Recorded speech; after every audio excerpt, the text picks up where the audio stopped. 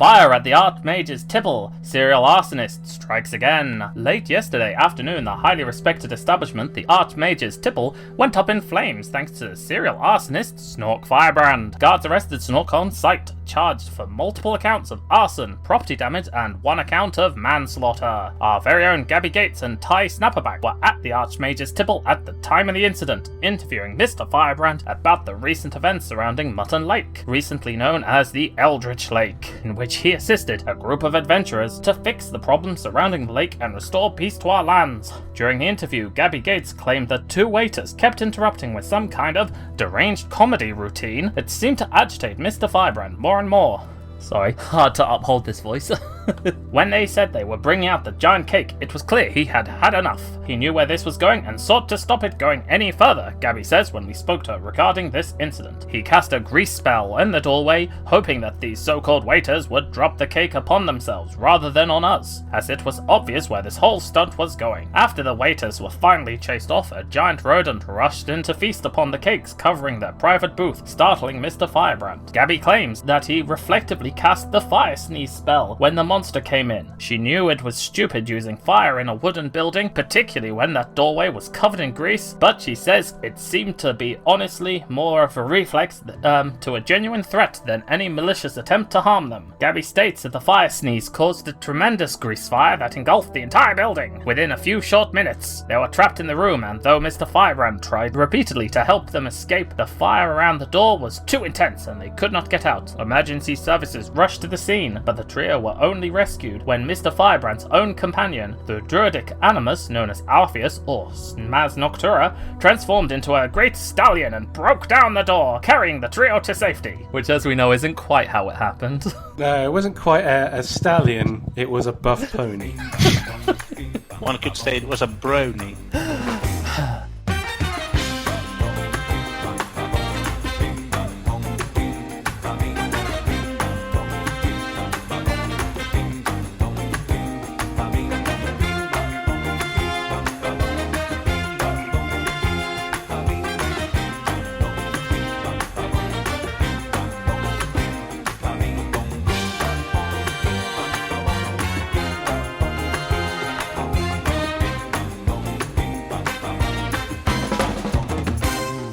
Hello and welcome to Band of Bothers, an actual play Pathfinder podcast. I am host and GM of this game, Stephen, and with me today I have... I'm Robin, and I'm going to be playing the half-orc paladin Aliso. Edgar as the world's worst waiter. I'm Edgar, and I'll be playing the animus wolf shaman called Alpheus. Hey Doge. Yeah. Twermus as the world's biggest troublemaker. Hello, I'm Tuomas, and I shall be playing the rogue Barlam. And finally, reprising his role as Snork for what might be the last time, Pete. Hello. Oh god. Alright, so last time. I'm sorry. Joe hasn't spoken yet. Already You always talks over me. Rude. My name is Josephine. I'll be playing a druid half-elf named Frida. This is the reason why girls don't go into role-playing games that often. This is the reason.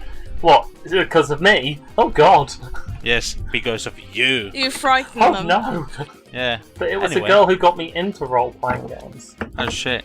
In other news, Yes. And now Alpheus will continue reading the Old Water Gazette's article, Fire at the Archmage's Tipple. Tragedy struck as the inventor of the photobox and local figurehead, Ty Snapperback, passed away, unable to endure the poisonous smoke from the raging fire. Though his body was saved, he unfortunately did not survive. Gabby Gates is currently under intensive care and in critical condition for severe burns, and we at the Old Water Gazette wish her a speedy recovery. Snork Firebrand was apprehended at the scene of the crime for this and a number of other fires that he is rumoured to cause over the past year, and is currently being questioned whilst awaiting trial. In light of these tragic events, all proceeds of today's paper sales will go to the Snapback family, who our hearts go out to in this time of mourning, and a fundraiser will be set up in the next few days to help pay for Gabby Gates' care and treatment. There are discussions among the gnomish community as to whether next week's festival should be cancelled or put on hiatus in response to this tragedy, as Ty Snapperback was a well-respected and hugely influential member of both the gnome community of Eldersvale and the entire nation of Owlwater in general. It was his innovations that enabled the Owlwater Gazette to have the vivid images and pictures that you have all come to know and love, and his passing is a loss to us all. Rest in peace, Mr. Snapperback, you will be missed. That's why I don't do voices.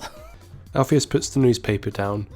The voices in my head have stopped. So, we begin with Snork. You are in a jail cell with manacles on. The manacles have a manner of runes around them that are suppressing your magic, and all your items have been taken from you. You are still dressed in your now burnt smoking jacket and all of that, but anything magical like your high heels were taken. How does Snork react to all this? What's he feeling? He's kind of just sat there, almost singing to himself.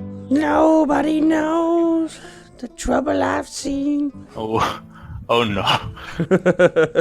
Are we anywhere particular? You guys will probably have gone to the tavern after this, I assume. Yeah, I was just gonna say, after finding out what happens, I would have gone to check up on Gabby Gates to see how she was doing. Yeah, she was taken to a local temple for healing, and they brought in some doctors as well, so they're working on both magical and non-magical healing, though at this time, the public aren't allowed to see her. Is she becoming a monster? Yes, so, Snork, 2 guards come to your cell, a half-orc woman and a human male, and one pulls up the chair next to the bars, whilst another one hangs back with his arms folded whilst glaring at you. It's the half-orc is the one who's sitting in front of you. Hello, Snork. I'm Vice Captain Skullsplitter, or Splitter for short, and I would like to ask you a few questions. Would that be alright for you? Yes. Splitter for short, bloody hell, what a name. She's got an orc surname. So, can you tell me what happened yesterday? Well, I don't know. I blame the staff. It was all happening so fast, and God knows what was happening. And there was rats everywhere, and then the next thing you know, it sneezed, and there was fire. There was cake as well. Who knows? So, you don't know how the fire started? Well, I sneezed, and fire happened, and just it spread, and there was a rat. I see. Did you intend to start that fire? Did you intend to use the fire sneeze spell? No.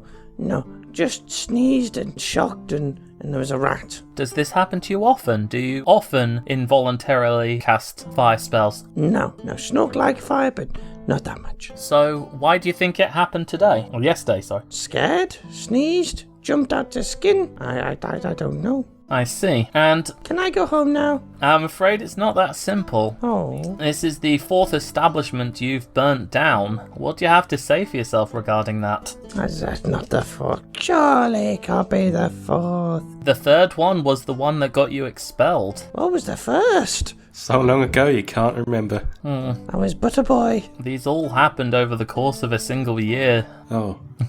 This is why I was campaigning at the university for fire safety rules. She writes it down. And Use more asbestos. Use more asbestos. Hashtag fire matters. how do you feel knowing that not only have you ruined dozens of people's livelihoods by burning down these establishments, but you may well have permanently disfigured Gabby Gates? And killed a person. She hasn't gotten to that yet. He hasn't been told. She's trying to get a feel for his attitude towards all this. I invited her because I wanted to do an interview. I was with my travelling group. We had one who was very obnoxious and very in front of the camera, and I wanted to explain the whole story. But then there was rats and cake and you name it. We're not asking what happened. We're asking how do you feel knowing that you have ruined so many people's lives? No, I can't have ruined lives. The people whose properties you've burnt down, some of them have gone destitute. The people can't afford to rebuild the property that's been damaged. Some of the staff that was working there have been unable to find other jobs. And this is not just at the Archmage's Tipple, but the other places that you've burnt down. And Gabby Gates, her burns are so severe, she might never fully recover. You have ruined many lives, Mr. Firebrand. Oh dear. Oh no. Lots of people have died. Oh dear.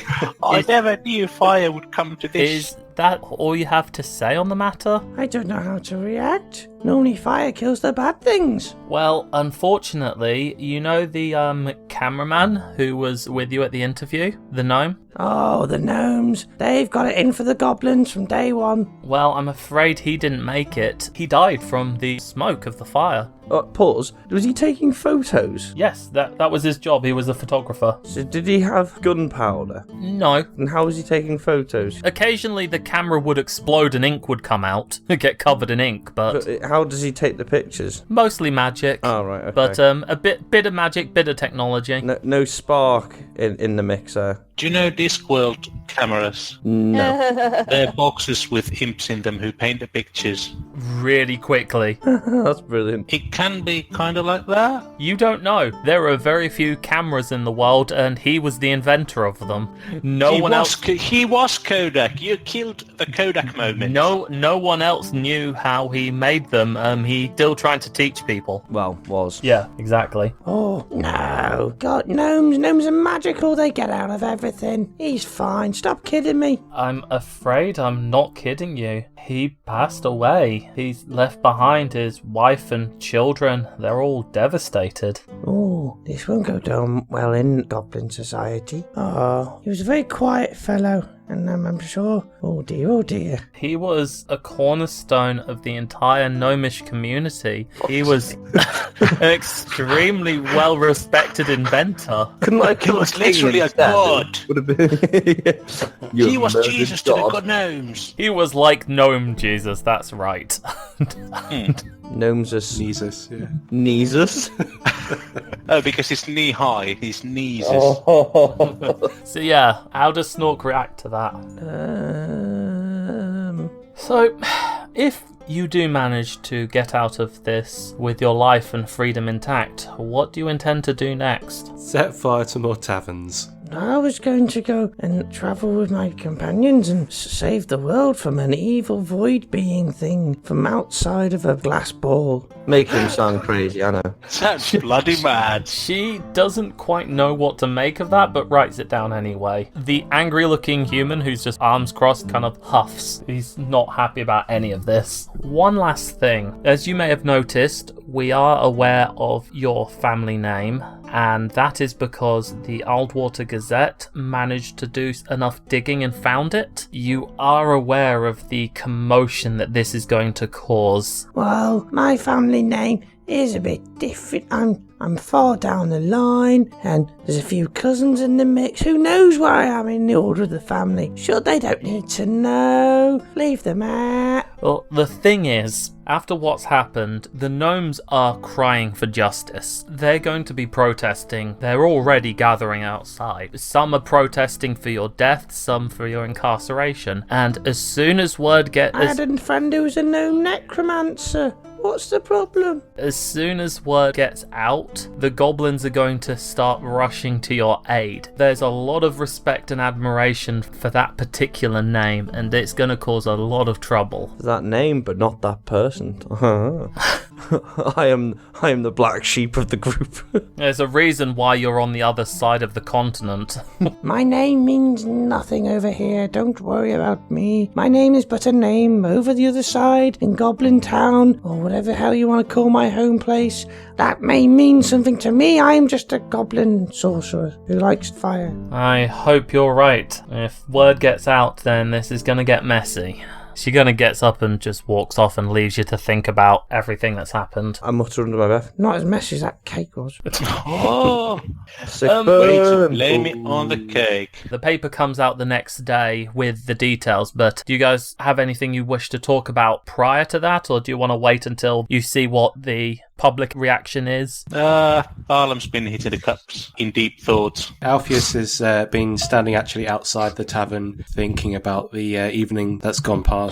A bit somber, actually. Did you guys tell Frida what happened? Because she showed up right at the end when there was a fire. Like, what the hell? Yeah, they did tell me. Yeah. And I basically told them we need to pay for his funeral. And after that, I was going to go check on Gabby Gates, then basically help out where I can in relation to victims of the fire. So I'd probably be busy helping families. Okay, that's good of you. I'm not sure there's too much you can do to help. I mean, the only people who got caught up in the fire were Gabby, Ty, Snork, and Alpheus when he finally rushed in. Everyone else managed to get out of there unharmed. But yeah, you can help out with all that. And the cleanup afterwards, obviously. So, at some point in the morning, after the paper has spread around, an elven man wearing guard uniform comes to you all and asks you to follow him to the guardhouse for some questioning. From his demeanour, it seems they just want to know about Snork. They don't suspect any shenanigans from any of you guys. It is all about Snork. As you're his companions, they want to get your character reference, as it were. Okay. Barlam follows hungover. Yeah, I mean, Alpheus heads there. Will we be questioned separately or together or what? You can be questioned together. Okay. I would be still asleep at this point, considering the long nights. He'd probably have to wake me up. Yeah, Alpheus will send Snuffles into your room to wake you up by licking your feet or something. Because he likes feet. The guard is tasked to bring the three of you, but like I said, none of you are in any trouble, so it's just, they're being polite about it. That's what every kind of trouble starts with. The cops saying, "You're not in trouble, I swear."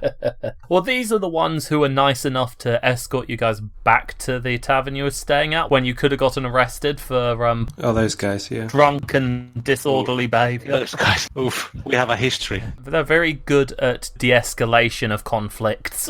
They are. I'll give them that. Yeah. Let's go. Holy cow, a compliment from Barlam. That's rare. But that's why it means more. So, you'll follow the elf to the guardhouse, and you do see quite a commotion outside. There's a sizable number of gnomes with signs shouting and chanting for Snork's death or permanent incarceration. Meanwhile, a smaller but just as vocal group of goblins are chanting to let the prince go, and to attack a firebrand is to attack all of them, their nation and their religion. Big The oof. guards have done what they can to separate the two groups and are working to keep them away from each other. Both sides seem angry and to be growing in size, and you can tell it wouldn't take much to set either side off into violence. Are some of their signs saying short but not short lifespan? The signs can say whatever you want them to say. Or if they're going to a trial and there's a judge who's calling, Snork's crimes out, is he really going to say, "How can you stoop so low?" Because he's short. You don't really know about how the judicial system in this area works. That's what's going through Barlam's mind as he walks there. Yeah, there'll be some catchy slogans, I imagine. Okay. It's important. Yeah. They take you inside, and you see the guardhouse is very busy. There's lots of guards on duty, a lot of activity going around, taking care of this and that. And the elven guard asks you to follow him just to a small room to one side, where he can take your record about Snork. Yeah, sure. Okay, yeah. Alright? May he be in your hearts as you talk. Think of my lovely voice. Yeah, I think some people are probably hoping that you die so that they don't have to hear that voice anymore. I'm not saying that. But you're thinking it. He just blamed Barlam and saying that he was, yeah. So they take you into just a small room, featureless except for a table and a few chairs. They offer you to sit down, and the elf sits down, takes out some paper and pen, and just starts taking down basic information first. Names, how long you've known Snork, how long you've worked with him, how you met him. Oh, we have to answer that. You can answer however you like. I'm Barlam, and I've known Snork for a couple of months. I met him on the road. He was dancing with a weird guy there. It was a gnome I was dancing with. Remember that. A gnome. I am only saying weird guy because I don't remember the gnome. And then I remember he chased us with their cart or something. I love this. I shot an arrow, don't remember where it landed, because I thought they were bandits or some sort. This is my actual recollection. It was quite a while ago. This was episode 8 for our listeners. And there might have been exchange of harm, but I think we made up afterwards because he joined us for adventure. So we must have. And I'm getting old, I've got bad memory. Do any of the rest of you have anything you like to add to that? My name is Alpheus. I've known Snork for as long as Barlam has, really. We met him on the road, and he was dancing crazily with Barry the Bard, who was a gnome fellow. Ah. I remember that because I encountered both of them and greeted them well. I thought it was a dwarf. You should interview Barry the Bard. You have no idea what last you saw. He was heading to Mutton Chop. Oh, yeah. He said he was heading there, though, didn't he? Is Snork in this room? No, I'm just saying you should interview him. It'd be Over quite the fun. course of knowing Snork, he has saved us from a horrible menagerie of blue things and horrible mutated creatures, and he kind of has been welcome in the party ever since. Well, Loosely. he's Sort of. had a habit of using fire, in an escalating way. But he used it for good. We could have died but- that night. Yeah, he could. but also in the tower he used fire, and the tower also almost burned. That was you. Oh, that was me. Yeah. Sorry, that's just me assuming fire. No, you were the one who burnt all those animated books. Snork was actually stuck outside chasing his dog for a while. Yeah, okay, that's true. He is actually the one who closed the rift. Was he? Amy kept getting attacked and kept dropping the spell. Snork came in and kept the spell going. Yeah. I believe you were belittling her over how crap she was. Oh yeah, I was. Snork seems like an alright person, but I guess he's just a bit carefree. I guess he hasn't quite grown up yet. Yeah, that's a really bad mix with fire, you know? Like giving kids matches. Yeah. It kind of reminds me of some of the kids I babysat.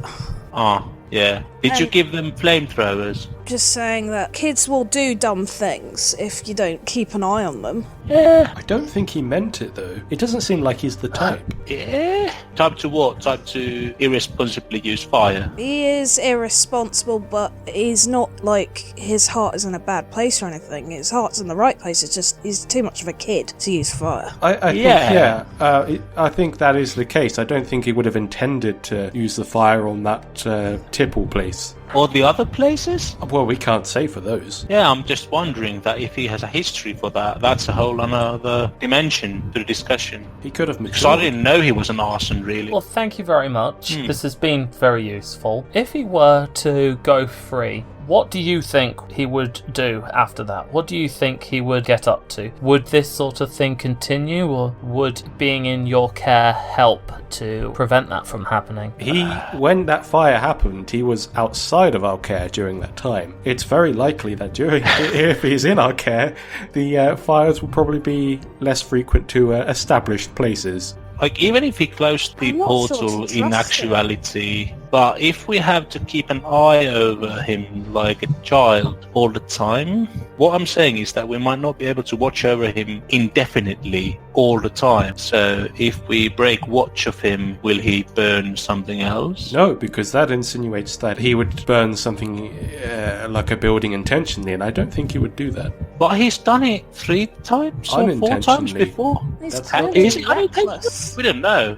I asked the record keeper, do you know if he did the previous arsons in, full state of mind? They all appear to have been accidental from what we can tell. Digging up the reports from the university, they seem to be of the mind that whilst he is pretty gifted when it comes to magic, he is just too careless and reckless, and a lot of their efforts wasn't in teaching him magic, but teaching him how to better control it and how not to let this happen. How much damage did ensue after the attempts of culturing him? Wow. There's been so much devastation, like 4 arsons plus this one, or 3 plus this one. There must have been hundreds of thousands of gold pieces of damage after they tried to teach him. That's the thing. Some of the damage that has been caused seems to have been done during this attempt to help him better control his magic. If he was trained formally by the academy or the town in general, why was he allowed to continue using fire magic if he sported these tendencies? I don't know exactly, because you'd have to ask the university, but I believe he came to them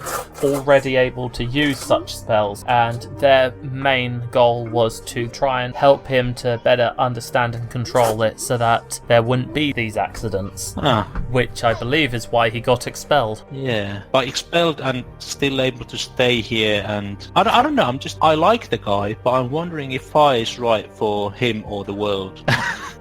Of course, if he was in our care, I mean, we have 2 druids here that can create water. We and a already wizard. failed spectacularly in taking care of him. That- Were we looking for reasoning? That incident was out of hand before we got there. Yeah, but that's just you sandbagging our efforts. My point is, if we were there at the start of said incident and aware of it, we would have been able to handle it sooner. And I'll return to my point of, do we have to keep him under watch 24/7? That's simply not possible. If he needs constant care, then his family obviously need to look after him. That's what family do. Like, Yeah, but we're their not family. family. Exactly. Exactly. If he can't control his magic, then his family should be the one looking after him to try and stop him from doing stuff like this. Yeah, and ultimately, if he's wrought damage, isn't that his family's responsibility? Are we not all family, technically speaking? Are we not all looking after one another anyway? We are, until you burn a place down.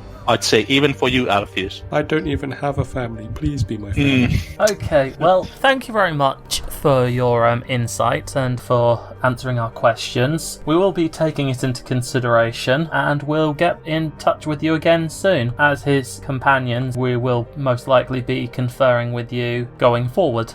Okay. And also, I know Balaam's just saying this as a person who's lived his whole life in a large family where even if they are goodly people, there's always repercussions for what you do. For example, on a farm, if you destroy the barn or whatever, you do get repercussions.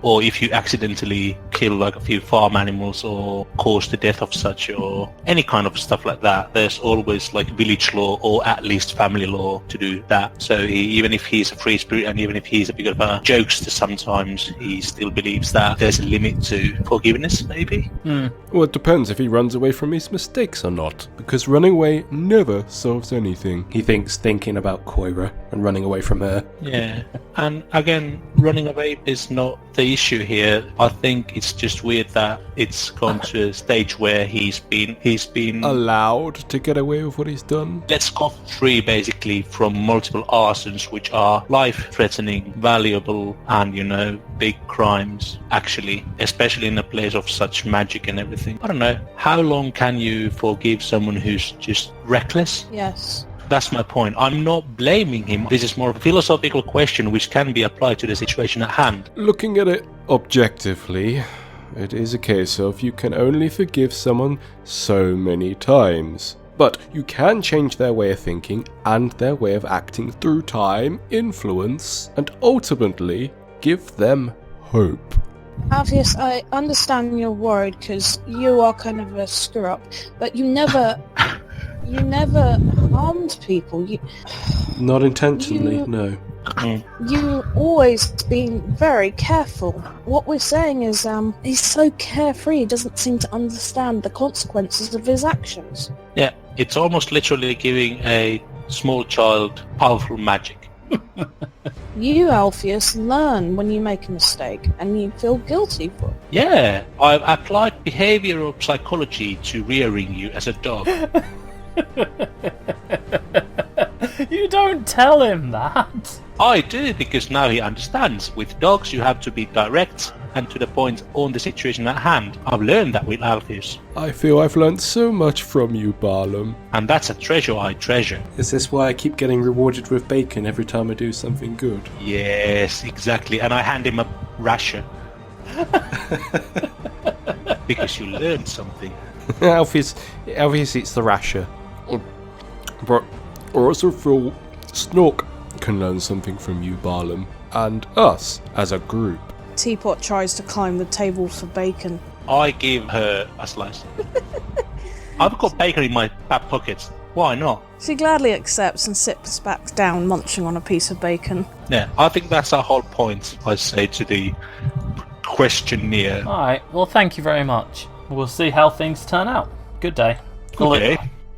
A few more days pass as the situation outside the guardhouse is growing more and more tense. The gnome side is now filled with fans of Gabby Gates as well as the friends and family of those who have lost their livelihoods, with the buildings Snork have burnt down. Whilst the goblin faction seems to have pulled in allies from the more monstrous races that tend to be looked down upon by the more humanoid races, as well as a number of different religious groups that have allegiance with the followers of Grazeth and Rosalind.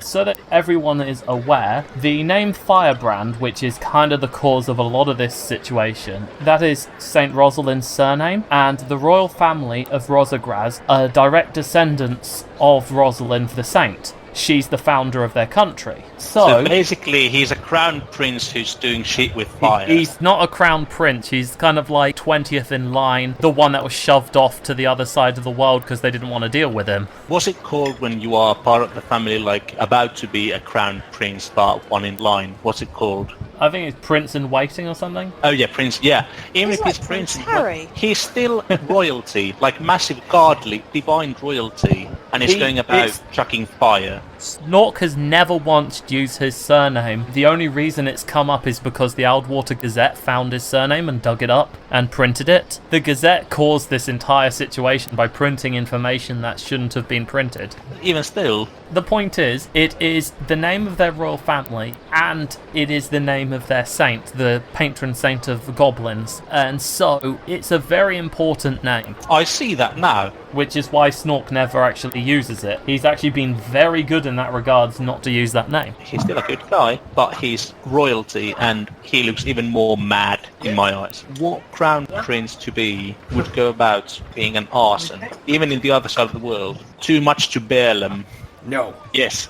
During this time, Robin, you make it into town along with your escort. Person I'm escorting, yeah. Your escort's 5'7" blonde woman in a red dress. What? Why?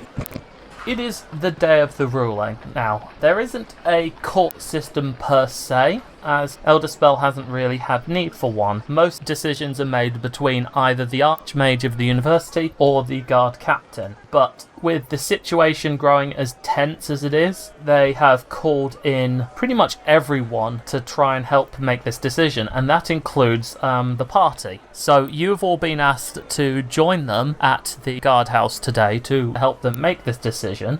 Okay. Yes. So, on your way there, you get through the crowd. You see the crowd is, as I said, it's at its biggest point now. They're gearing up for conflict. They know that today is the day, and one way or another, they expect one of the sides to get very upset by this. As you're about to head in, you notice that something seems to cause the chaos and near riotous state of the crowd to calm a bit. Two figures are walking between the crowd. One is a tall and powerful looking half-orc paladin, one that some of you know quite well, wearing spiffy new armour decorated with the symbol of Grazith. You all recognise this woman as Elisa. Yay! Hey, Lisa. Hello. Hello. Hello. Robin, is there anything else you'd like to add about your character's description for those who have forgotten? She's big, she's broad, she's green, she's here to party. Elisa sees that Barlam's got wizard robes on now. Hey!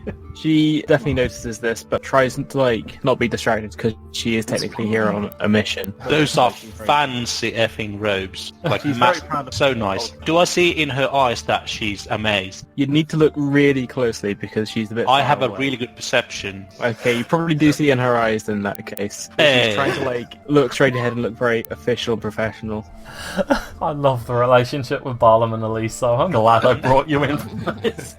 It's already worth it. We are the original power couple or dynamic duo. Yep. Power couple. Sorry. Yes. To Barlam. Because, do you know electricity terms like couplings and Yeah, power? but Barlam. We are not dating, but we have gone on tea dates where we have done powerful stuff as a couple. Yeah, they Adventurous. Sorry? Having any romance. No romance, just bromance. Yeah, Alan's Yeah. honestly kind of gross. Gross. Well, maybe you, if you start that way. At least Anyway. they have very high standards. In That's the entirety sad. of 2 seconds, we made this mental discussion with just our faces. Yeah. Like, brrrr.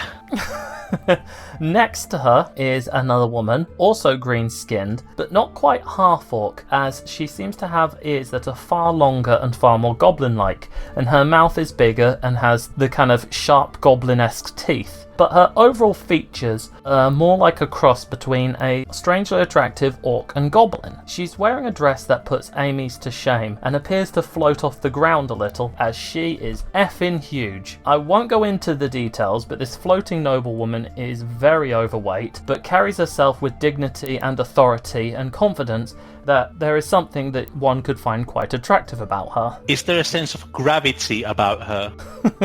There's gravitas. No, but also gravity.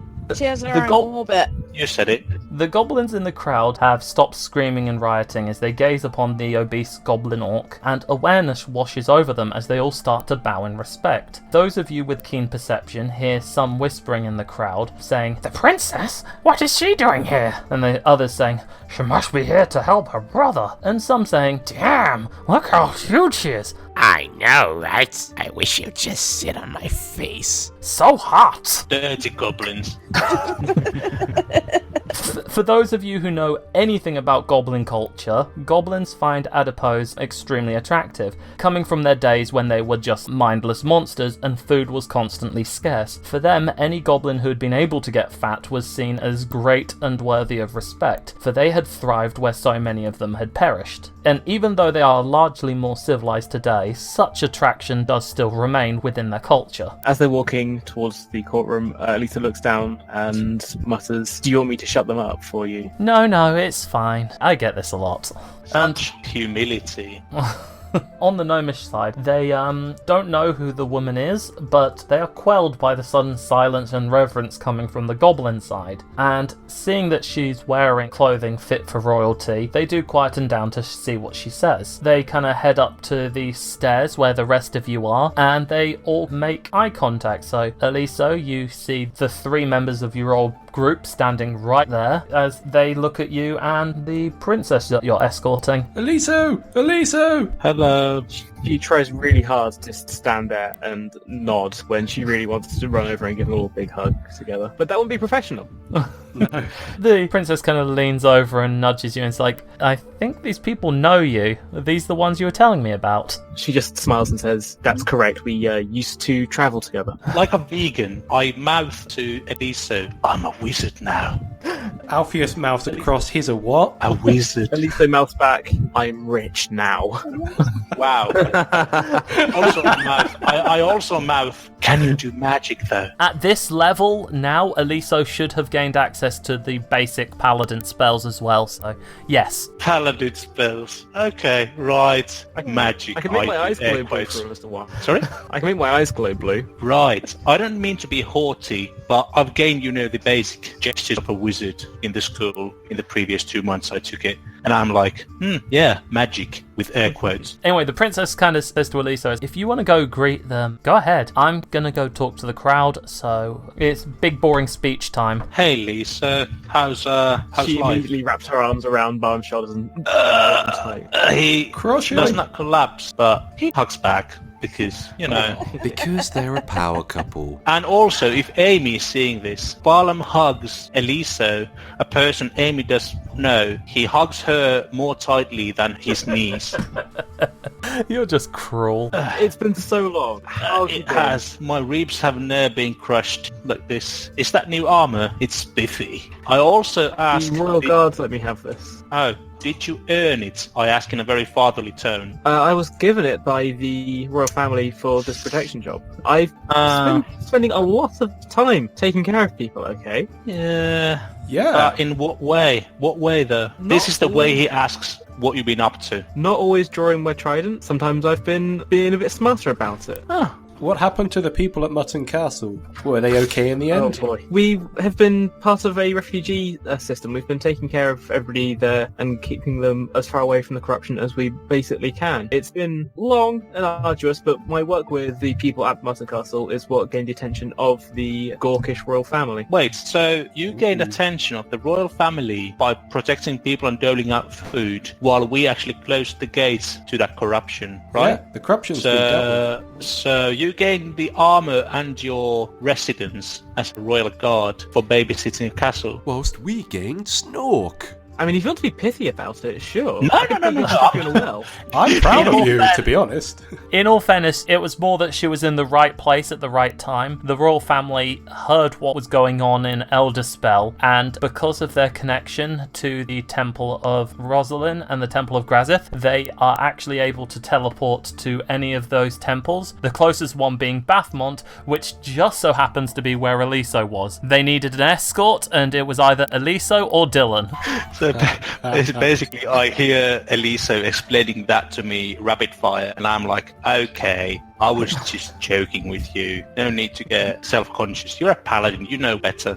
My armor is so shiny. It is very shiny. I almost got blinded. But did you see my robes with the red lining? Oh, man. Did you see my shiny new cloak? Alpheus No, swishes that's not his the cloak. point. That's not the point. I did see your robes with the red lining. I'm a bloody wizard. I can cast magic. I did see your robes, and so did everybody else standing around you. Yeah. I used Mage Hand to lift one of her copious amounts of coin from her bag. Really? Wow. Isn't that fancy? It's a platinum coin. Ooh. Can I keep it? Because you're so rich. No, just kidding with you. Drop it back down.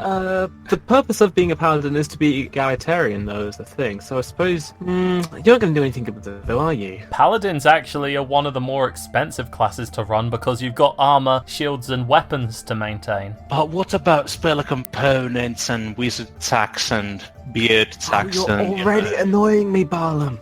We've been back together for 3 minutes. I know. And that's why you came back. Because a paladin must always be tested. The princess is testing me. Enough. Oh, okay. Okay, then I'll stop testing you. I'll start being really nice to you. Let's do that. At least it doesn't trust us for a moment. No shenanigans, I promise. Whilst you're talking and messing around, the princess is giving like a long, boring speech to the crowd, which has captivated all of them, granted. She's like praising the gnomes for their conviction, she's praising the goblins for their diligence, and generally just kind of trying to promote peace and calm the whole thing down, saying that she's here to make sure that we find a solution to this that satisfies everyone. In general, the level of anger in the crowd does dissipate a bit. She does have a good way with the crowd. Yeah, with the goblin crowd at least. The gnomes seem to like her as well. At I least bet there's some manipulation magic at hand. roll a check if you. Ooh, That spellcraft. Oh, that's a 21. The only magic going on here is the magic of being an excellent public speaker. Oh, It isn't bardcraft, just before you say, and it isn't via any magic items like, say, a ring of human influence or goblin influence. This is one of the only things that the Goblin Royal family are capable of doing, so they get very good at it, to be fair. It's not like you see them running around with swords and stuff. I mean, public speaking and magic is kind of all they've got. wow, this really is a homebrew world. What are the goblins known for? Great oratories, acting. Yeah, there are some Goblin philosophers you really should be reading, by the way. After the speech is done and you guys have had a little chat, you'll head inside the guardhouse, where you are met by a short, wiry-looking, black-feathered Tengu in guard's uniform. He gives you all a smile, or the closest thing to a smile that you can get when you have a beak, and bows. Thank you all for coming. Please follow me. The captain is eagerly awaiting you all. Okay. Okay. Did they just say eagerly? The princess speaks up. Before we do, I'd like to go speak with my cousin, please. The Tengu kind of nods in agreement and sends another guard to go with her to go down to speak with Snork. Eliso, are you going to be accompanying her, or are you going to be hanging out with your friends? I love these assholes, but I need to go and take care of them. You need to go what? I love these acts. Take care of the princess. Well, it was nice seeing you. Alpheus licks Eliso on the nice to- cheek. We'll catch up to you guys soon. You know what? I have missed that. I miss the banter. See you And guys. also a person in the party who takes all the damage. Because the two druids, well, They don't like to let their pets get hit, and that's kind of the pet's job. That's Like, not true. you Snuffles has take- almost died twice. you take combat animals as characters and you're like, oh, don't let my dog get hurt. Oh, Talking about Nah, that, Snuffles is like the first one in combat. Snuffles is, but Teapot isn't, and Teapot's sturdier than Snuffles. What about Beaker? He has a good peck. He he's got a peck in the right place. hasn't had enough action yet, though. Yeah, he's done nothing besides be a chicken. Hey. Most emotional damage. Oh yeah, that's what I do. You can find out. I'm like, the bad father for the whole party, destroying the identities. So, the princess and Eliso head down to the jail cells to go and speak with Snork, whilst the rest of you are escorted to the meeting room. We're going to follow the princess first, then everyone will meet back up shortly after. So, Snork, you've been in this cell now for a week. How have you been feeling about being in this cell for that long? Snork's kind of taken back, reclused, quiet, but giggles to himself every so often at nothing. Of course he does. Well, you hear footsteps coming down, and you know that today is the day they're going to make the decision as to what they're going to do with you. Who knows? I've been here so long. It's been a whole week. It's been too long. I've even grown a beard. Look. He holds up part of his rag and pretends he's got a beard. You can hear the narration. That's how crazy he's going. It's been a week. It's like 6 years in goblin time. Wow. Goblins have a lifespan of like 30 years. A week is a long time for a goblin. So you see as a guard, a paladin that you don't know, but clearly a paladin based on the armor and religious iconography that she's carrying, walk into view. Sounds like a really bad joke. Interestingly enough, you do know that the paladins of Grazith are friends of your family, so maybe that's a good thing that one of them's shown up. And finally, taking a long time, because she's not exactly the fastest person around, you see a figure that you have not seen in quite some time. It is the crowned princess of Rosagraz, the eldest in the royal family. She's 25. Kids, as it were. Her name is Hestia, and she is... Couldn't have been heftier. Hestia. Oh, right, okay. Oh, shite. And yes, she is pretty much as you remember her. Hestia. Hestia. Hello. She's just catching her breath for a second, walking down some stairs. Oh no. Oh, She no. catches her breath and then she just like looks at you. The emotions on her face kind of go from a bit of disgust, a bit of pity, and just a bit of like that face palming fatigue where you're like, oh, why do I have to deal with this? What the hell have you gotten yourself into this time? Nothing. Apparently I killed a gnome. Apparently? You mean you don't know? No, there was so much fire and smoke, and there was a rat and cake, and there was a lady there and a gnome, and apparently the gnome died. Whilst none of what you say is inaccurate, I feel that you are sorely lacking in awareness of the situation right now. You do realise that there's a sizable amount of people outside right now who want you dead. Oh. You know, the bloody newspaper found your fucking surname, and now if anything happens to you, the bloody goblin community is gonna rise up and riot. If nothing happens to you, the gnome community is gonna rise up and riot. No matter what the guard does right now, they are screwed. It's why I've been called in. Okay. I mean, seriously, how can you still be having this problem? You've been here long enough. You should have control over yourself by now. Well, I wasn't here that long. She sighs like, yes, that's right. I was expelled. Get it? Because it's got the word spell in it. Yes, I get it. So, what are we gonna do? I don't know. I didn't even know I killed a man. Gnome. I closed the rift, Yes, but I killed a gnome. at this point, that doesn't really matter. You're damned if you do, you're damned if you don't. Well, you're not damned if you don't set buildings on fire. That's generally a good way to not be damned. So what was it this time? Was it a fart? Did you burp and then set the place on fire? You know, were you picking your nose and then the snot came out on fire? I sneezed on a greasy doorway Oh, for fuck's sake. because there was a rat. I was startled. Who thought it was a good idea to teach you the grease spell? Did you learn that yourself? Maybe. Oh, God. I do the Dr. Evil thing and put my little finger in. Maybe. She kind of, yeah, she just cusses a bit in goblinoid. It's It's like, such an elegant language. this is ridiculous. They were supposed to help make you less dangerous, not more dangerous. But fire. All right. I hope that's your defense, legal defense. But fire. Fire! Alicia has an idea for what they can do, but Yes. It involves a paperclip, some rubber bands, and some chewing gum. Ooh.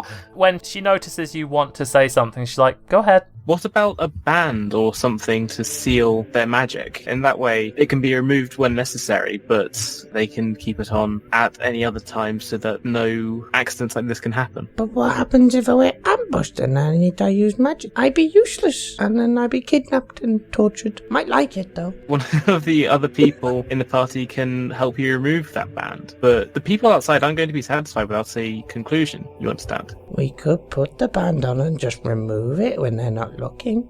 That's not the point. You need to learn from your mistakes. But the people will be happy and I'd be useful. But then you'll just go somewhere else and cause more fires. You're still a danger to other people and yourself. You haven't gotten your convulsions in check yet, and you have to learn from your mistakes. You're never going to be accepted back into the family until you can accept responsibility for your actions, mistake or intentional or whatever, and make amends. I'm going to push for your freedom. I mean, the goblins of this area aren't going to be happy unless I get you free, but we're going to have to make a lot of, what's the fucking word I'm looking for? Reparations? Not quite, but similar. Grease a lot of palms and then sneeze on them. No, they're not offering to bribe anyone. Agrees. But we're going to have to do a lot. You know, you're going to have to earn your freedom. I don't even want to free you if you're not going to learn anything from this. I mean, it's one thing to burn down a building, but someone died. But they're gnomes, they always die, and we're always in battles. Are you kidding me? Gnomes live for 300 years. They live 10 times longer than we do. But they've always got it in for us. That may be so, but that's because... I had a gnome friend who had dead bodies round him. They were dancing. It was fun. He was a gnome. I didn't kill him, allegedly. Yeah, there was a gnome and I didn't kill one. She just kind of sighs and rubs her temple a bit. She's like, ugh. Saying that you didn't kill someone isn't praiseworthy. You shouldn't be killing people as a default. I don't kill people nearly every day of my life. Nearly every day. Just every 3 days. And her job is to kill people who are causing trouble. That's what she has been trained to do. That's what she lives for. And she gets through most days without killing people. Then Elisa feels massively dejected. Oh, that's my whole job. Oh. It's a bit more than just that. Okay. Oh, Just you kidding. know what I mean. I'm just making I'm a point. cleaver. I'm a paladin, not a murderer. Yes, that's true. You do a lot of good. I'm sorry. Every copper piece I would have gotten as a DM when I heard that kind of a sentence. I'm a paladin, I'm not a killer, slash.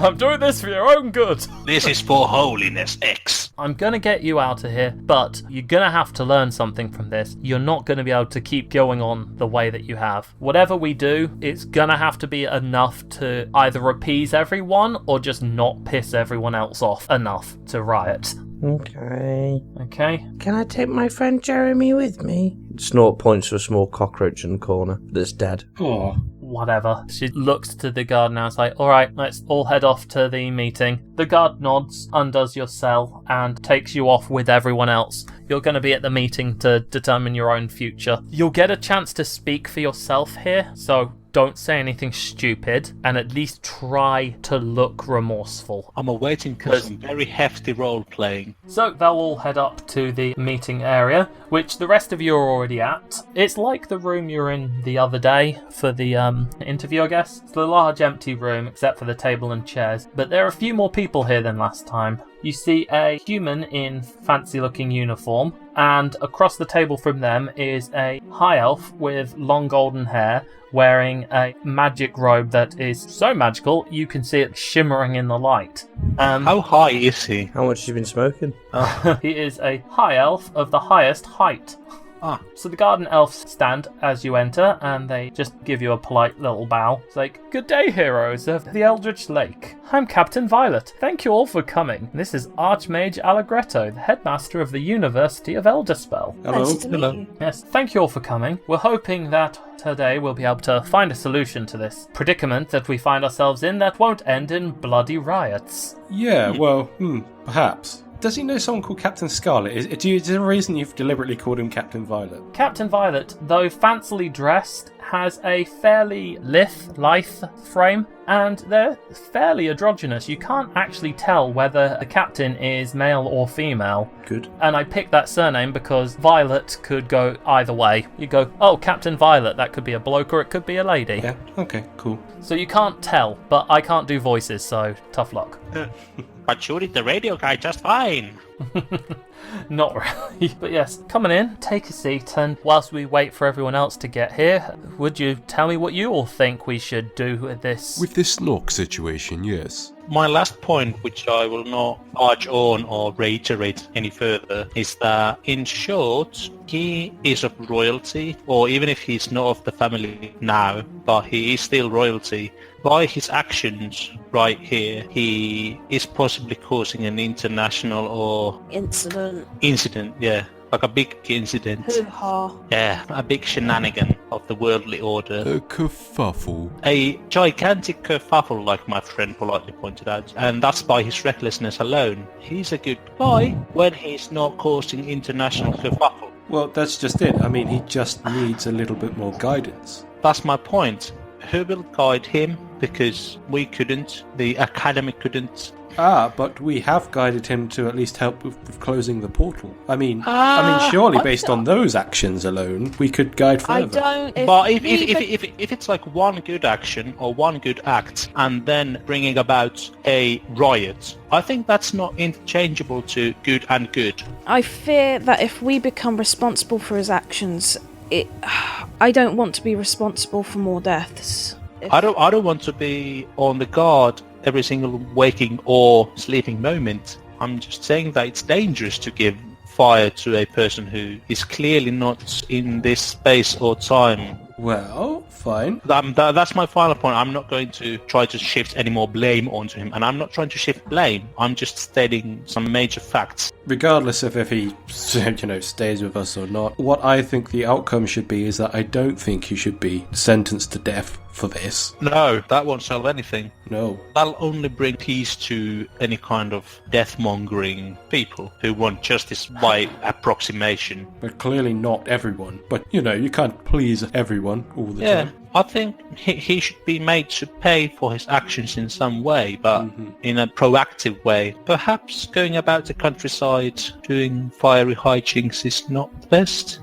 Sorry to say. Yes. I look at Snork with a bit of blame in my eyes. I can't, look him straight in the face. Oh, Snork hasn't come up yet. I mean, he's on his way now. Then I think about Snork in my mind, like that of a father to a son who's done something horrible. We're definitely in agreement there. Execution would just cause riots. We can't do that. And even if we don't lock him up, if he goes free, exile will be a minimum. I mean, he can't be seen around here. He'll just be an insult to everyone who has suffered. So, at the very least, he can't come back. Wouldn't exile shunt, Yeah, it'll push the problem elsewhere. Yeah, it would push the problem to another place. Which is why we need to do more than simply exile, because even then I doubt the gnomes will accept just exile. I don't hate him, so I don't want anyone to hunt him down or vigilante or because that would happen. Yes, so he needs to do something to atone for this. And right around that time, the door opens up as Snork, the guard escorting Snork, the princess, and Aliso walk in. The princess is like, I couldn't agree more. Did I get my timing right? To what? They decided it was going to be an execution and you agreed. I don't know. I wanted it to be dramatic. It looked very dramatic. Lynn said pats her on the shoulder. So they'll come and sit down. Princess taking up 2 seats, being as big as she is. And he just stands behind her. He doesn't sit down. So it's just basically a large goblin with a large half-orc. Like 2 heads to 1 person. Right. Yeah, they get brought up to speed as to what the discussion is. Carry on. What about, because most of the damage he's done has been property and the livelihood and the legacy of the gnome and his family and everything, the camera and whatnot. Should his reparations be first to the family to help them in some way and then come back to Elder Spell to do some agreed upon payment, not indentured service per se, but something of the sort to, help with the property damage. Perhaps learn some spells which would be helpful to rebuilding the lives of people who've lost their livelihood. Snork, do you have anything to say on that? As he got to the podium. You're all sitting around a table. You're still in chain. Is he swearing by the, not Bible, but spellbook? He's a sorcerer. He doesn't need spellbooks. Oh, he's a heathen. Swears by his loincloth.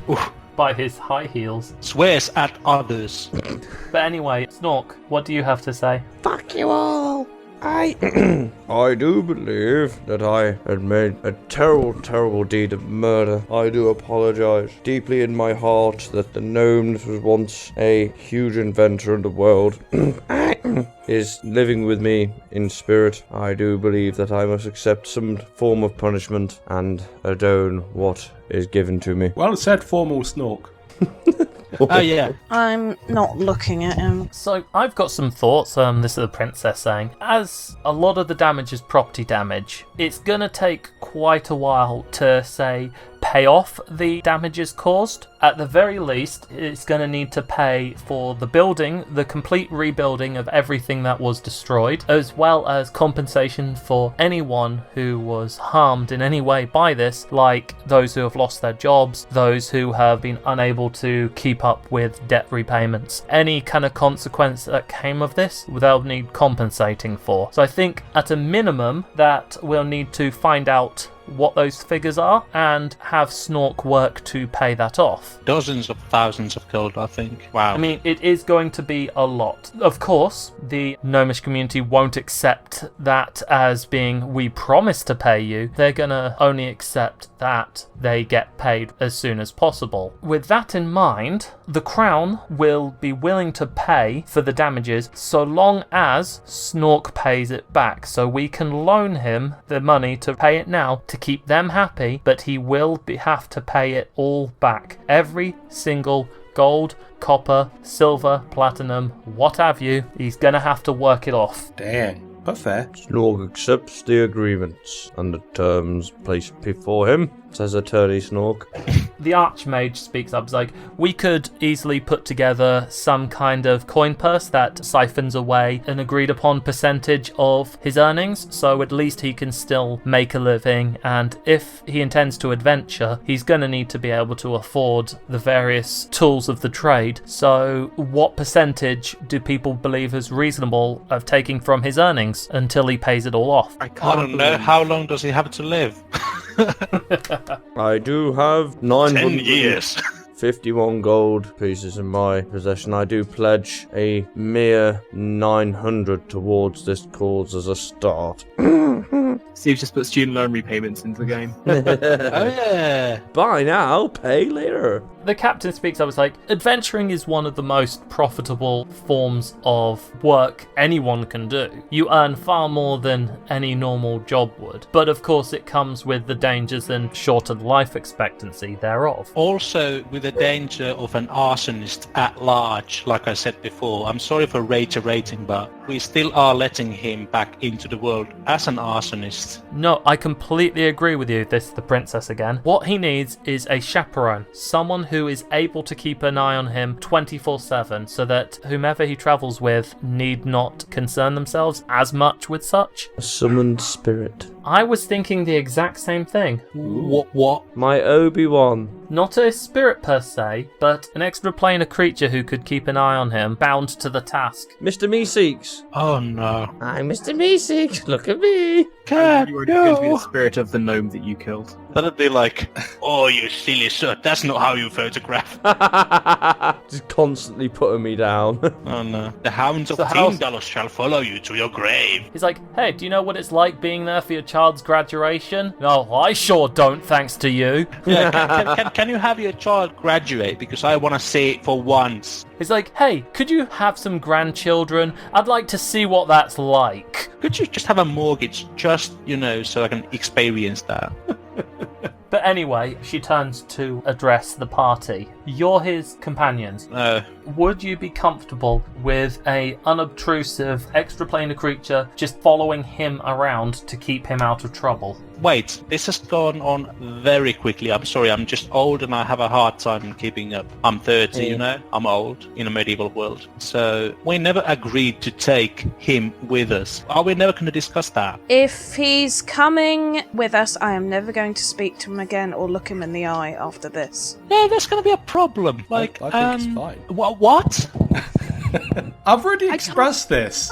Wherever he goes and he does something bum awful, there's going to be a riot or something. He's right. If anything like this happens again, then there won't be any way to pull him out of the fire in this one. I'm sorry. I don't want to do you a bad one, bro. But Yeah. Barnum's getting very frustrated. Like, even if you use your powers for good, even if you do that for 1, 2, 3, 4 years, if one occurrence or one shenanigan happens and fire gets loose again, there's going to be repercussions, like massive ones. And they're going to blame us because we didn't catch you doing that. Would they blame you or the ghost? The ghost of Christmas past? I don't know about spirits. And if there's going to be a moving shackle, basically, with you, like a spiritual shackle to protect you from doing stuff, has anyone made sure that it works in the right way, in the right situations? There's so many conditionals, this situation. And we are about to go on a thing or a quest or whatever you guys like to call it,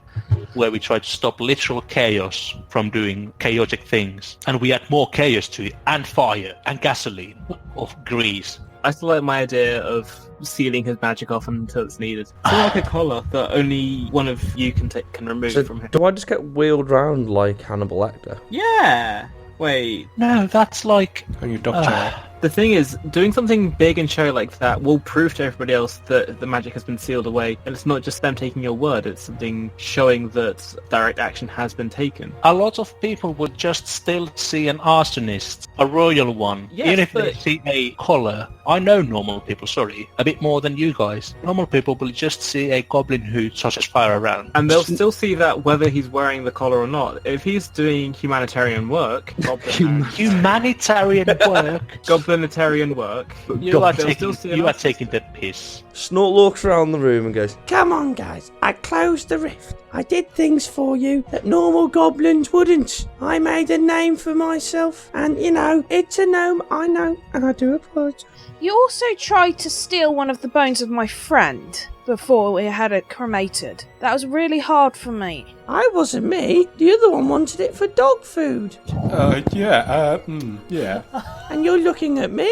You don't look at your own companions. Just because I'm a goblin, you racist. No, do not start How that. dare you? Just because you're a goblin doesn't give you any right to be an arsonist or a reckless man with I fire. didn't say that, did I? She's accusing me of stealing bones when it was Doghead over here. Yeah, the dog Ed. Snork, because you sealed that rift, that's the only reason why your head is still attached to your shoulders. Let's be real. I know, and I'm trying to prove my usefulness by saying I could probably close more rifts. If you cause one international incident per rift closed, that's still a net 0, I think. Not a good ratio. Not a good ratio. That's like -5 to You +2. shot me in the chest when you first saw me. Yeah, you almost killed him, Barlam. This is not the time to bring back, past regression. No, well, the fire was in the past, but we're bringing that back up. Yeah, No, but it was days ago. That was months ago. Does it matter? Your initial impression was to shoot someone you didn't know. Yeah, you did do that, actually. Yes, when you two were chasing after us with undead in tow. was there any undead? Yes, there were undead people dancing around the gnome with you. Yeah, you met them on the Day of the Dead, and Barry the Bard was raising the bodies of those who had died as a result of the lake, giving them one last dance and then respectfully laying them to rest. They did not, however. they chase? Did they? Yeah, I was about to say, were they in the chase though? They were not. What happened is that Alpheus saw some guys dancing with the undead and said, "I'm gotta get in on this," and ran off to join the dance. Barlam, who was driving the cart, went, "Nope," and immediately steered the cart off-road in order to get as far away from them as possible. He started to abandon Alpheus, who was like, "Oh shit, I better go catch up to my mates," and they said, "We'll join you." And then they chased after him, in which Barlam started shooting at them. Yes, because I didn't know the guys who were dancing with the dead were friendly. I had no idea, and that was no reason to suspect they were friendly because they were You actually didn't dancing give me a with the dead. chance back then, and you still won't now. It's a whole nother What thing. kind of... Gave you a chance and you blew it. Exactly. Thank Actually, you. he did not blow it because he actually sealed the gate in the tower and he accompanied us. Thank you, Alpheus. Sir Doge. He literally blew my trust by Right, blowing that Thanks. tavern. I do have one thing I should probably add, even though it will probably go against the way I want things to go. When Barlam first allowed Snork to join, he said it was on a probationary period. He said that he was going to join them on probation to see how things go. Yeah, I closed the rift, and as far as I'm aware, I was accepted into the party. One of us. I believe you also helped incinerate the gibbering Malfa and a whole bunch of monstrosities. I won't forget what you did, but I also won't forget what you did. I'm going to throw another allegory here. That's quite funny, that. If Aliso is a paladin, a righteous one, and kills evil, and then it just decides to snap off the head of the princess, does that make her still good? No. What? No, if he does a bad thing after a good thing, she doesn't stay a good person after doing a bad thing. I thought you were accusing me of regicide. No. The question isn't whether or not Snork has done something bad, because we all agree he did. He doesn't seem to agree that he did something bad. He thinks it's okay to destroy a tavern and kill a person. Destroy probably hundreds of thousands of gold You pieces weren't there, value. man. There was cakes and rats and clumsy waiters everywhere. He was there. You weren't there. Yeah, but No you're not one admitting to no that. one knows. We will never admit to that. Their disguise checks were exceptional. We were the waiters. That'll do it. Elisa mentions if a dog bites somebody, then you put a muzzle on the dog. And I think that that's the only thing that really will show that, especially if Snork is willing to put metaphorical muzzle on himself, that's proof that he's willing to make a difference. Over the things he's actually done multiple times, you are taking his word above it all. I'm saying that you can have control over that muzzle, that if you need him to help steal a rift, or if you need him to help engage in the party, then you can remove it, because the only other option I can really see is a Take long him time in back prison. to your place to see after him. That's my other choice here. School him, get him into shape, and send him back to us. Lisa doesn't come to the princess and goes, well, Hestia, is that completely out of the option? I agree wholeheartedly if you deem him sane. But I resisted the power of this watching thing on the other side of that bowl. Could any of you do that? You still burned down the tavern and a person. But you might need me to resist more balls. We might, and there are also probably 100 in a dozen wizards or other people here who can resist that same thing. I'm sorry. You're literally in a wizard city right now. Can you, Barlam, as our resident Tweedzard? Not me, but perhaps not a person who burns down people and houses. I am not that type of person that goes round burning people's houses down. There was a rat. I got startled. I sneezed. There was grease for some reason on the doors. People have witnessed you do that before 3 times or 4 times. You're a serial arsonist, and you still say that your redeeming qualities are above that. I We need guess to come to a conclusion. I guess the question is, and this is the Archmage speaking now, and he's like very calm throughout this. The question really boils down to, do we believe Snork is capable of redemption? If so, what path he should take in order to redeem himself? Everything else is just minutiae. I've got one simple suggestion, and I will not flare my anger again, I'm sorry. I suggest that the princess and their retinue will take Snork back to Rosigrad to Instagram. to tame him, for the lack of a better word, to make him better at this whole thing with the fire. And then when he is deemed by the highest authorities you have sane, and after he's paid enough of his debts by indentured service or whatever way during which you can train him properly, I suggest you send him back to us only then. Snork looks at you all with a big sad face. His bulging little goblin eyes welling up with tears. This is sad for me too, buddy. You called me buddy. Yes. Oh. Because I care, because I do not want to destroy your life in, exchange for destroying one or more lives. But I don't want fire to rage on uncontrolled. And I've seen a few barns burn. The princess then speaks up again. Alright, then what we'll do is the crown will pay the cost of all repairs, damages, compensation, etc. Snork will be exiled from Elderspell. No. and taken back to Rosagraz, where we will try and get a handle on his condition, as it were, and we will have him undergo a series of labours for redemption. Part of that, we will make sure that he specifically does things to aid various gnomish communities in order to specifically repay them for their loss. Eventually, should he complete his redemptive labours and pay off his debt, we will let him go back into the wider world and rejoin with the rest of you. That sounds very fair, yeah. Is everyone else at the table happy with that? He's going to have to work off his debts before he's free. He will have to both pay the financial burden as well as the moral burden and perform heroic feats, as it were. He needs to get his shit together. I look at Snork in the eye. I wholeheartedly welcome you back when you have gotten your shit together. You need to prove that you can be responsible for your actions. Otherwise, I don't think I could travel with you. I can barely look you in the eye now for what you've done. Snork stands up and goes to try and hug people with wrist things on him. I do hug him back. Alpheus also hugs him back. Yay. Will Frida let you hug her? No. Will Frida hug back? Because Frida's hugs are the best. I turn around and turn my back to him. Ooh, scared. You see, Snork. You see the extent of your problem. Snork hangs his head in shame. Snuffles hugs Snork instead. You will get Frida hug when you get better. Is that okay, Frida? You'll get a Frida hug when you deserve a Frida hug. Yeah, exactly. That's very paladin of you, thank you. I suppose it's time we should be leaving, Snork. Back, guys. Don't close any more rifts without me, hey? I think we can't. Oh, that's okay then. I say this purely to appease him. Yay.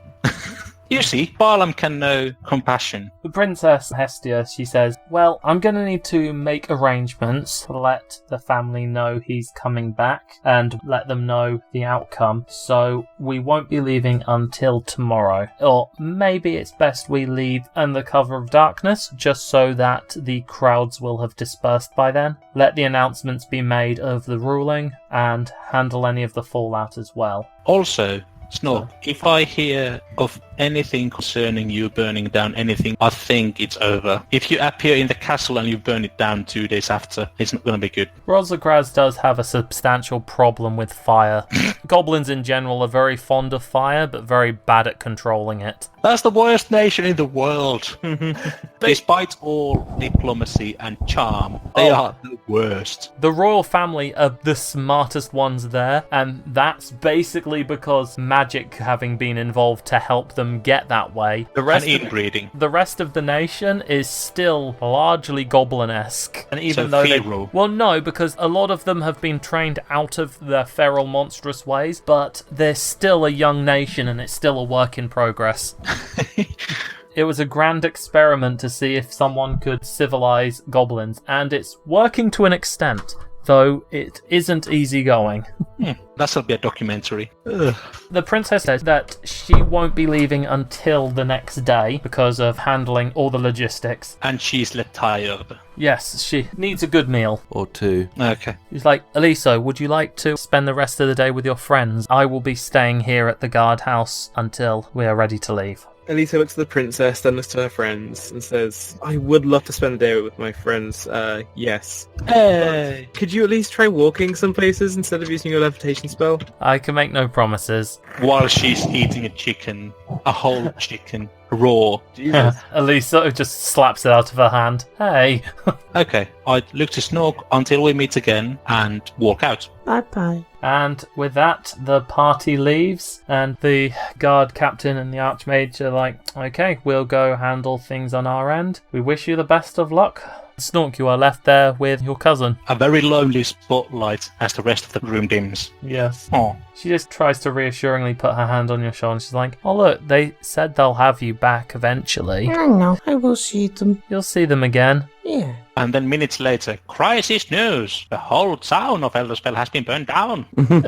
How does everyone handle this situation? How do you all react to all what's happened? He actually doesn't drink Balaam this time. He opens up a spellbook and starts meditating about how will he use his magic. So this has been quite a enlightening experience for you. Bit of self-reflection. And Eliso does spend the day with you guys. Do you spend any of the time with her? Yeah, he does spend time with her, but after that, in the evening, he... Drinking tea, like the old days. Yeah, crashing through windows, drinking tea, that kind of... Alpheus will spend time with Barlam and Eliso when they're together and such. But, I mean, even though he's happy to see her, his heart is not quite in the right place. Everything feels a bit like a sour note for him. So by the time they come to part, he is feeling very somber.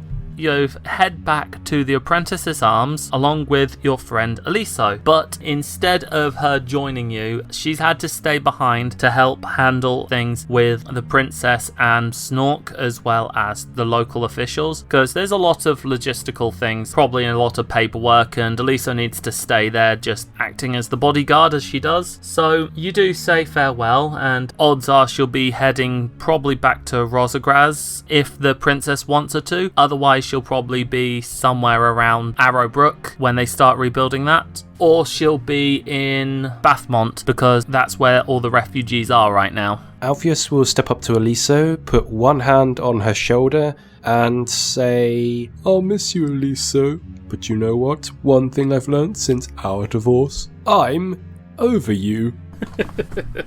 Until next time. Alpheus leans over as if he's going to lick her on the cheek and then stops himself. Oh, wait, I'm not falling for that again.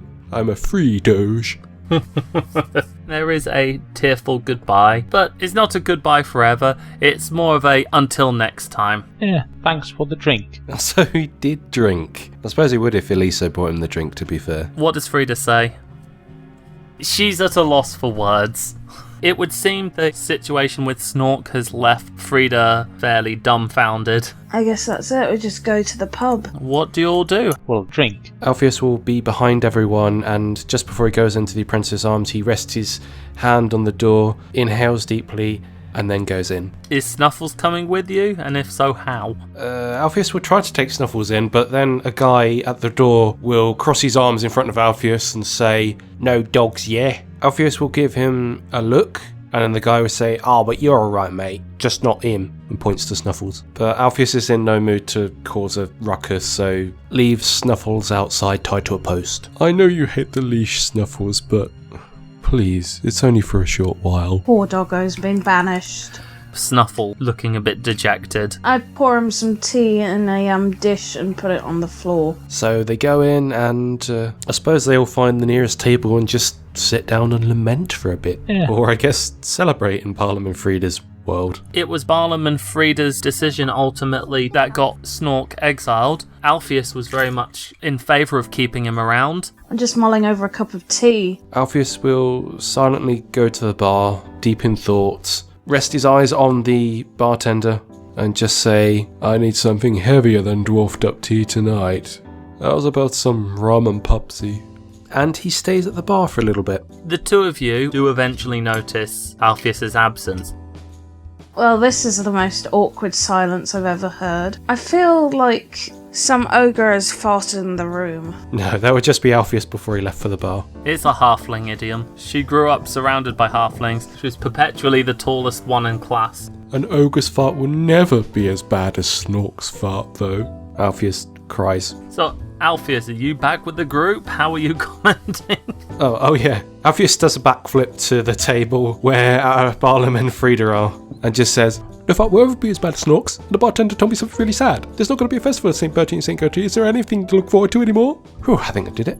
I guess the next is like the feasting winter festivals back home. Oh, but the sage is away. Anyway, what did I miss whilst I was gone? They appear to be awkwardly reminiscing about Snork, about that time that you and Snork were chasing after them and Barlam was shooting at him with his bow. Oh, well, now he's gone to a better place. Rosagraz. Yeah, that one. So many good things to remember.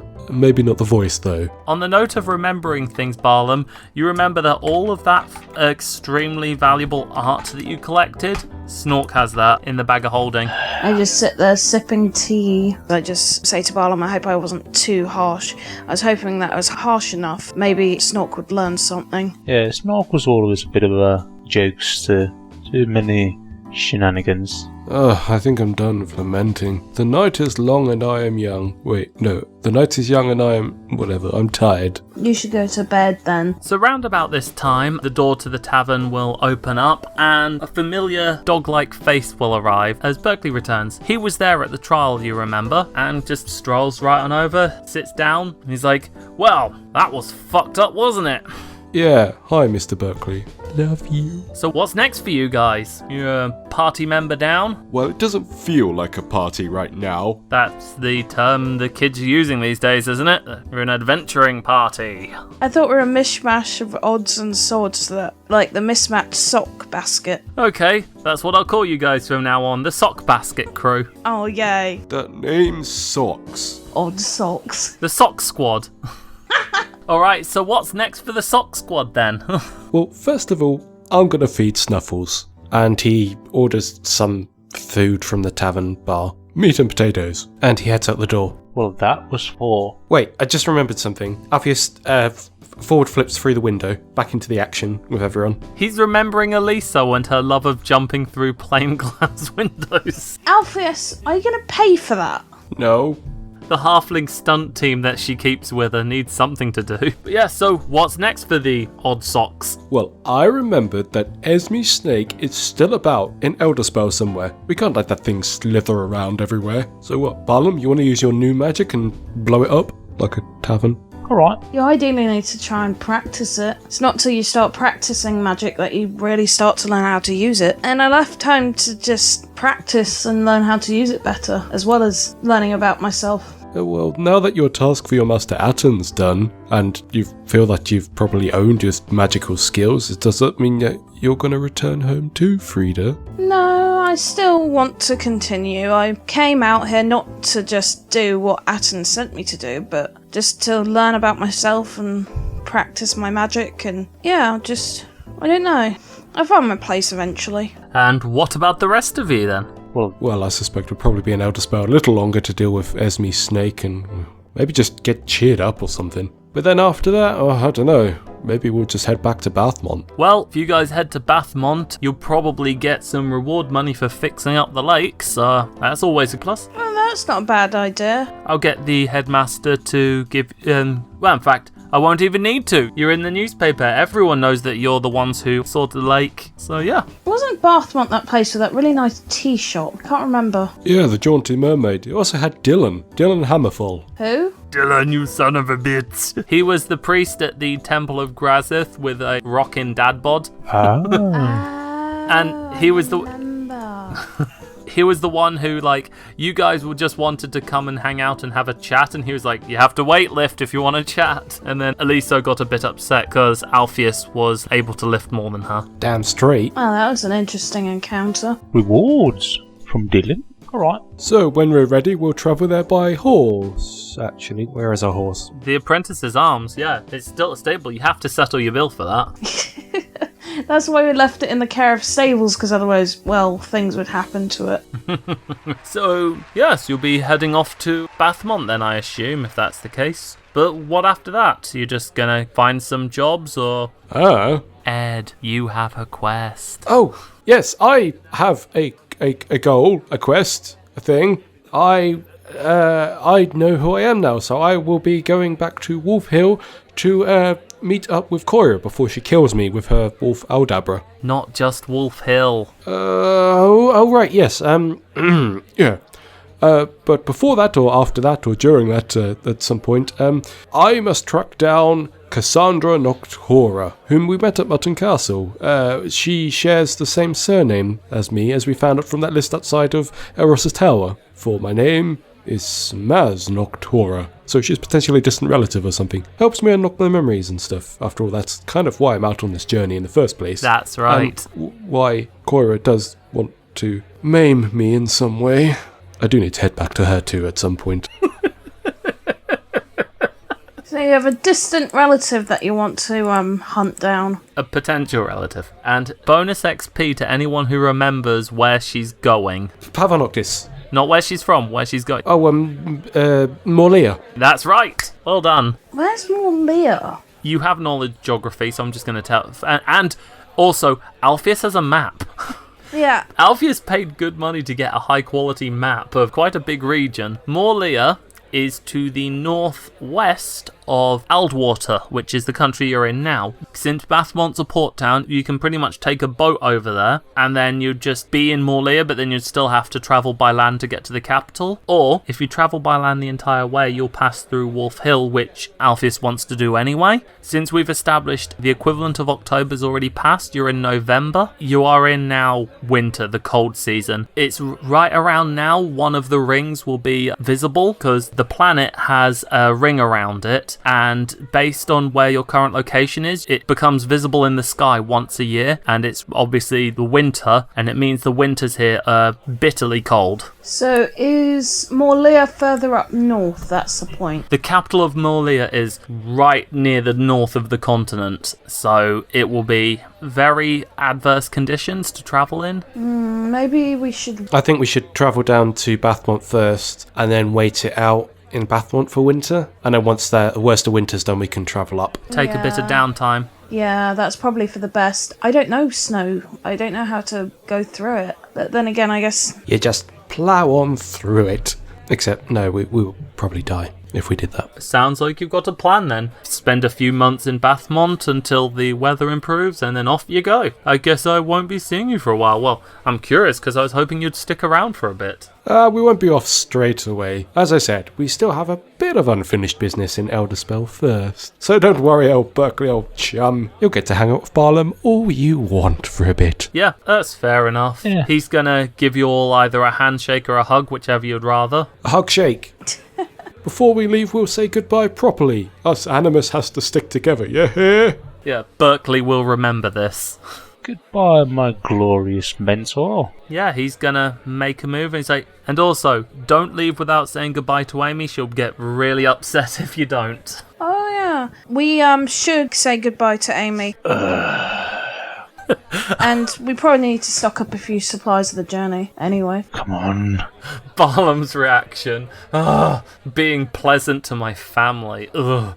But yes, so wish you all the best of luck in Season 2. That, my friends, is where we're going to end it. I also want to say that Aliso's stunt team was doing fantastic work with the wires, holding Hestia aloft the entire time. Very good job, very good job. Give that stuntman a medal. She hasn't lost any weight specifically, but you did a fantastic job. She was trying to get her on a new diet regimen, or No, she wasn't. Wasn't having it. Aliso has been trying hard to encourage Hestia to be more active and to lose a bit of weight. No. Didn't work. But anyway, I had honestly expected that at least 2/3 of the party would eventually be in favour of letting him back, but it was the other way around. Role-playing wise, I think the big hampering thing was that there was a huge suspension of disbelief. Like, why would he be let back so easily? Yes. It seemed I certainly agree with how things happened in terms of which characters said what. I think everyone has roleplayed fantastically. It was well played, everyone. And Snork especially. Little Hey! guy. Right. So, thank you everyone for listening. And from me and the rest of the Band of Bothers podcast, I'd like to say thank you as well to Robin for joining us. And goodbye. Thank you for playing. Bye. Honestly, that was really fun. I enjoyed that.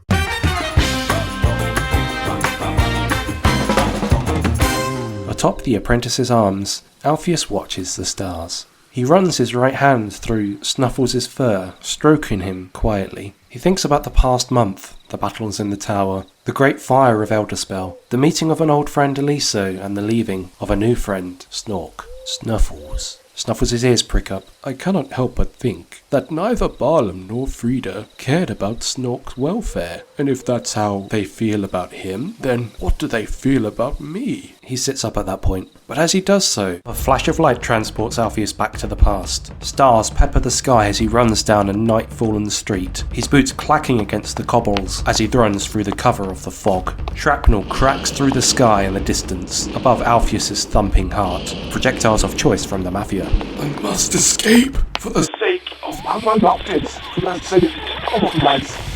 It's no good. We can't escape together. I'll come back for you. Listen, Cassie, where there's life, there's hope. There's only one thing for it, he says to himself. Alpheus is brought back to the present day as Snuffles barks at someone. Snuffles, Memory just came back to me, but there were vital clues missing. Oh, why can't I remember everything? Because clearly you're the forgetful type. Alpheus looks down from the rooftop to find a familiar figure looking back up at him. Oh, it's you. We ran into each other the other day, didn't we? Your wolf will pay for what he did to my father. I mean me. He'll pay for what he did to me. Why does it sound so familiar? Another flash of memory jolts Alpheus's mind. The Don will see you now. Don O'Nally, this is Smaz Noctura. He says he has a business venture he would like to present to you. The Noctura household will pay for what you did to my father, Smaz Noctura. Cassie, run! You're free now! Lucky me. Lucky Walter O'Nally. You ran into me the other day, you Greg. But don't tell me you came here to seek me out. Right you are. I came seeking Barlam and that half-orc. Half-orc? You mean Aliso? Yeah, whatever her name was. Alpheus growls back in response at this. You are not to go after Aliso. And why not? She has ties to Barlam, and my fists need to say something to him. Alpheus thinks back on Barlam's exploits and is not surprised in the slightest that this spindly figure has beef with Barlam, but a spindly figure nonetheless, who clearly has mafia ties. I received an anonymous tip that Barlam was staying in this inn. And what if he is Walter O'Nally? Do you intend to kill him whilst he sleeps? That is rather the idea. Tell me something. Alpheus quietly says, but still audibly from atop of the roof. Have you seen the most recent newspapers? A stupid question. So I'll take that as a yes. No, the answer is no. Alpheus thinks back to the press coverage where he announced Smaz Noctura was in the city of Elderspell. So I don't suppose you know that another figure who was recently in town and left may be of interest to you. I know it's someone your family has been ever so desperate to find. Why bother telling me? Is this a joke? Is this why you're wearing a dog head? Are you a clown? I don't wear this face to be funny. At least not intentionally. But that's besides the point. That means you've missed Smaz Noctura by a day. I thought Smaz Noctura was dead. So he still lives. Father thought that was the case, but we could never be sure. Listen, Snuffles. You would have found out anyway, but at least this way he doesn't get to see the picture of Alpheus Digby proclaiming himself to be Smaz Noctura. This wild goose chase will be perfect revenge. Well, I'll tell you which way he went if you will leave Barlam alone, Alpheus announces, realising that despite Barlam's flaws, this is the only thing he can do to keep him safe. Tell me the way. If you continue travelling southwest from here, you'll finally end up in a place called, the Great City Andras. He explicitly said he'll be going there. You'll have to pass through Bathmont on the way there, though. So call your men together and be out of town. Actually, my men are injured from a bit of a fire the other night. They've all been returned to their homes. Oh. So I'll find some new men and be on my way. But before I go, I want to hold you accountable for this, so tell me your name. My name? Alpheus smiles. Alpheus Digby. And of that, Walter O'Nally scarpers from town in a southwesterly direction. Digby, yes. We should visit Digby at some point, Snuffles. After all, he took me in, and my surname is in honour of his own name. It's only fair. And as for Smaz Noctura, well, Noctura. I would say never forget your origins, Snuffles, but unfortunately I have. But one thing I won't forget, despite Barlam and Frida's verdict on Snork, they are good people. They are good people. People deserving of my protection. Let's go inside, Snuffles, and protect them. It's time for Smaz Noctura to shine. And with that, Alpheus pulls his shining cloak around him and heads inside, ready to remember who he was for the next step of the journey.